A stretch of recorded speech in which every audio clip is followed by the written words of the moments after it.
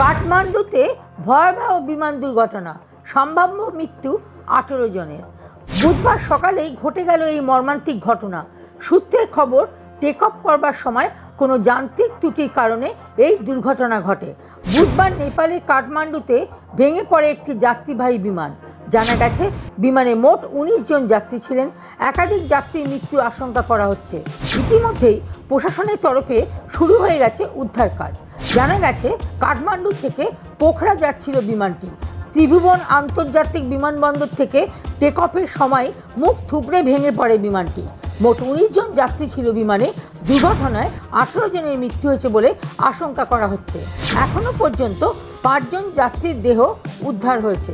কিভাবে এই ঘটনা ঘটল সমস্ত সামনে না আসলেও অনুমান করা হচ্ছে যান্ত্রিক ত্রুটি এর কারণ। সমাজ মাধ্যমে এই জ্বলন্ত বিমানের বহু ছবি ছড়িয়ে পড়ে। মানুষ দ্রুত বিমানবন্দরের সঙ্গে যোগাযোগ শুরু করে। সোশ্যাল মিডিয়ায় ইতিমধ্যেই দুর্ঘটনাগ্রস্ত বিমানটির একাধিক ভিডিও সামনে এসেছে। তাতে দেখা যাচ্ছে যে দাউ দাউ করে জ্বলছে বিমানটি, কুণ্ডলি পাকিয়ে উঠছে কালো ধোঁয়া। বিমানটি সৌর্য এয়ারলাইন্সের ছিল বলে জানা গেছে।